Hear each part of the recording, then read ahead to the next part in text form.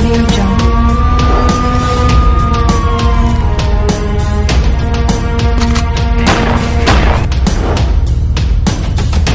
Audio Jungle.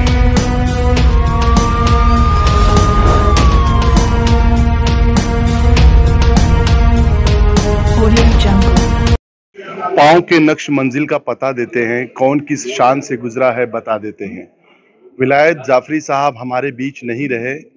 वो बहुत ही मुअज़्ज़िज़ और बहुत ही मोहतरम शख्सियत के मालिक थे। आज कैफ़ी आज़मी एकेडमी लखनऊ में कंडोलेंस सेमिनार रखा गया और शहर की तमाम मुअज़्ज़िज़ शख्सियात ने उन्हें ख़िराज अक़ीदत पेश करने के लिए सेमिनार में हिस्सा लिया। हमारे बीच शहर की मुअज़्ज़िज़ शख्सियात हैं, आइए उन्हीं से उनका तारुफ़ करा लिया जाए। और क्योंकि ये वो शख्सियात हैं जिन्होंने विलायत जाफरी साहब के साथ बहुत वक्त गुजारा है और अब उनकी क्योंकि वो अब नहीं रहे तो उनकी कमी इनको किस तरह से महसूस हो रही है, आइए उन्हीं से उनकी ज़बान में पूछा जाए। अस्सलाम वालेकुम जनाब। अच्छा, मैं शारिब उद्दौलवी। आप विलायत जाफरी के सिलसिले में गुफ्तगू कर रहे हैं। आज के सेमिनार उनकी याद में मुनक़िद किया गया था और बहुत कामयाब और बहुत अच्छा सेमिनार रहा, इसलिए कि मुख्तलिफ तबक़ों के लोगों ने, मुख्तलिफ इलाक़ों के लोगों ने उसमें शिरकत की और इज़हार ख़याल किया। विलायत जाफरी साहब का मेरा ताल्लुक़ बहुत पुराना था। हम तालिब इल्मी के ज़माने में साथ थे और अब तक उनका साथ रहा। वो एक अच्छे इंसान, एक अच्छे अफ़साना निगार, एक अच्छे ड्रामा आर्टिस्ट, एक अच्छे डायरेक्टर और एक अच्छे ऐसे शख्स थे जिन्होंने दूरदर्शन में बहुत नई चीज़ें की इब्तिदा की। ये एक ख़ास बात है कि उन्होंने सबसे पहले इस मुल्क में लाइट एंड साउंड प्रोग्राम की इब्तिदा की और बहुत कामयाबी से उनके प्रोग्राम चले। ये नहीं है कि वो प्रोग्राम को एक दिन दो दिन चले हों, उनके प्रोग्राम 6 महीने और 7 महीने तक चलते रहे और उनमें मजमे का यही आलम था। लखनऊ का एक प्रोग्राम उन्होंने किया तो उसमें ऐसा मालूम होता था शाम को कि सारा लखनऊ उमड़ कर आ गया है। बहुत बड़ी जगह थी, बहुत बड़ी जगह थी, हज़ारों आदमी उसमें बैठने की जगह और वो थी। लेकिन मालूम होता था कि सारी सड़कें जो हैं वो आज दारुश्शिफा उसकी तरफ जा रही है जहाँ उनका प्रोग्राम होना है। इतने ज़्यादा पॉपुलर थे वो अपने प्रोग्राम के सिलसिले में। मैं समझता हूँ कि जो खिदमात उनकी हैं अफसाना निगारी के सिलसिले में और दूरदर्शन के सिलसिले में वो भुलाई नहीं जा सकती।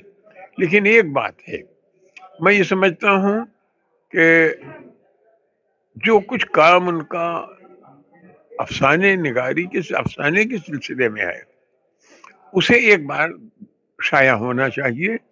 उसमें उन तमाम चीज़ों को शामिल करके जो अब तक नहीं छप सकी, इसलिए कि वो ड्रामे लिखने के और सीरियल लिखने में लग गए तो दिन रात उनका उसी में सर्फ हो जाता था। इसलिए उनकी कहानियों की तरफ जो है वो थोड़ा सा जहन उनका नहीं रहा। तो जो कहानियाँ उन्होंने लिखी और नहीं शाया हो सकी, उन्हें शाया करने की ज़रूरत है।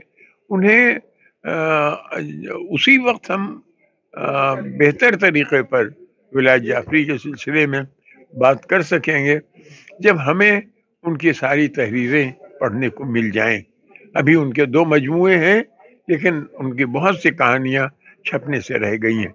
मैं समझता हूँ कि कहानी में, अफसाना निगारी में उनका अपना एक अलग हिस्सा है, दूरदर्शन का हिस्सा उनका अलग है, रेडियो का अलग है।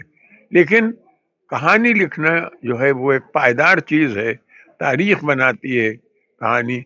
इसलिए उनको याद रखने के लिए उनके उन तमाम मजमूओं को एक बार शाया करने की ज़रूरत है।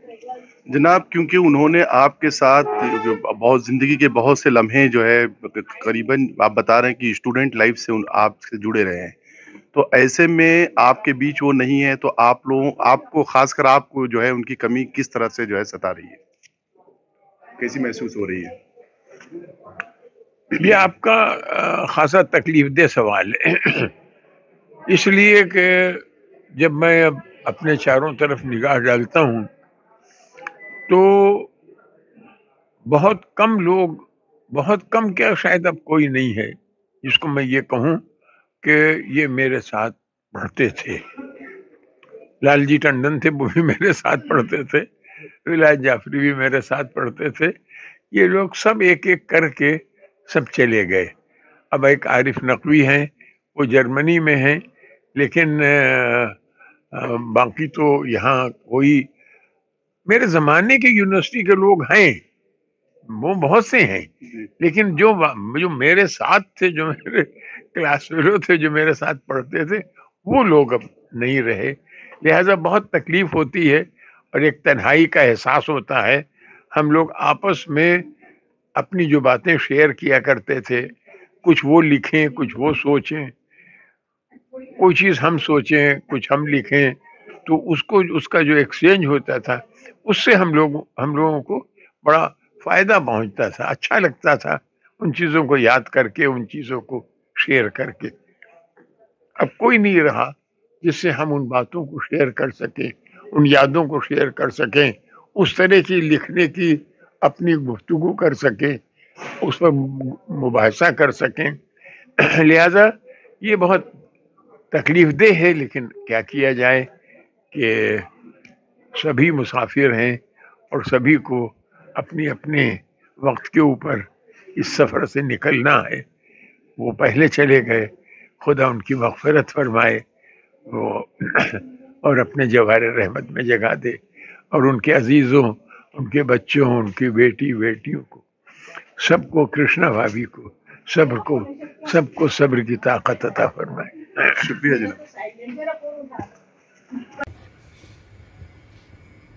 आप सबको मेरा आदाब। सबसे पहले तो मैं आपसे माफ़ी मांगती हूँ कि मैं इस सेमिनार में शिरकत नहीं कर सकी, जो कि कोविड के ज़माने बामुश्किल तमाम मुनक्किद किया गया है।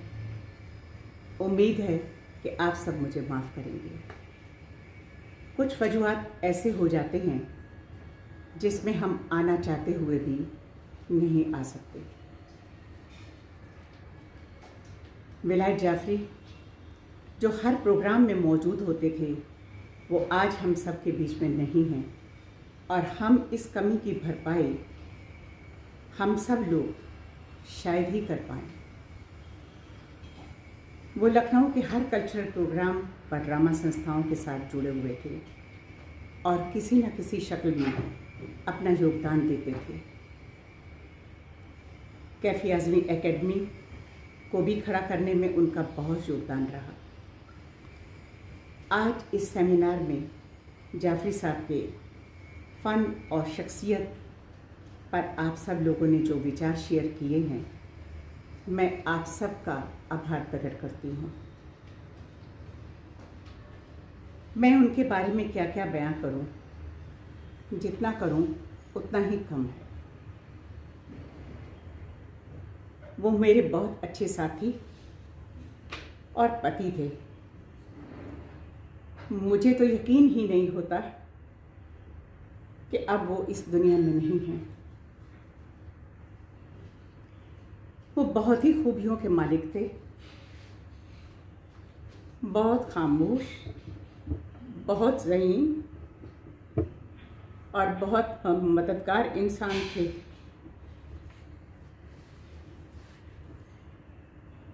हम दोनों का साथ 50 साल तक रहा, जिसको उन्होंने बाखूबी बाखुशी हमने निभाया। 50 साल की मैरिज एनिवर्सरी का वादा भी उन्होंने पूरा किया।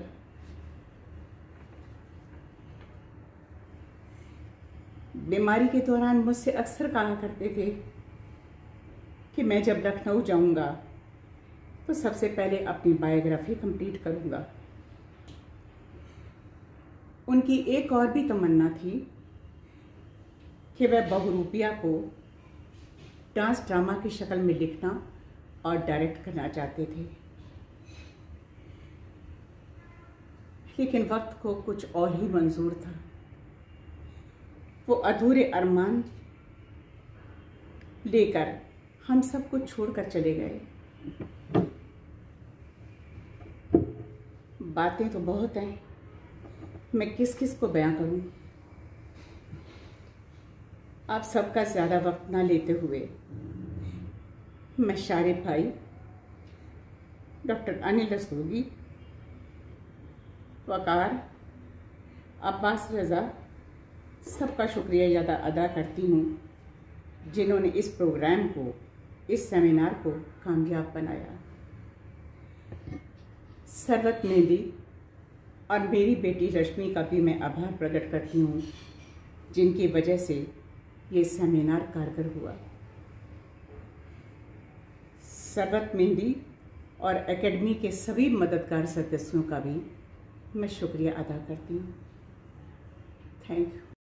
हमारे बीच विलायत जाफरी की बेटी रश्मि जाफरी जी हैं। जिस तरह से आज जो है कैफ़ी आज़मी एकेडमी में कंडोलेंस सेमिनार का आयोजन किया गया कैफ़ी आज़मी एकेडमी द्वारा, जिसमें मुअज़्ज़िज़ शख्सियात ने तशरीफ़ लाई और सभी ने अपना जो है ख़राज अक़ीदत मरहूम की बारगाह में पेश किया।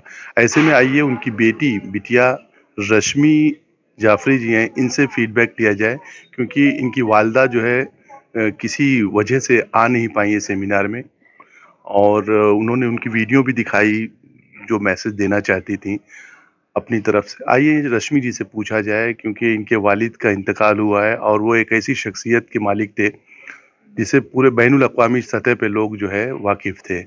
रश्मि जी, क्योंकि कोरोना जैसी महामारी चल रही है, ऐसे में जो है वालिद का इंतकाल हो जाना और कंडोलेंस जो ख़राज अक़ीदत का प्रोग्राम सेमिनार है उसमें डिले हुआ, और आप आज जो है जो आयोजन में आप आई, तो आप इस आयोजन को, क्योंकि जो भी प्रोसीजर्स है चाहे किसी भी धर्म का हो वो उस समय पे होता है, लेकिन कोरोना जैसी महामारी में हर चीज़ जो है पोस्टपोन होती चली जा रही है।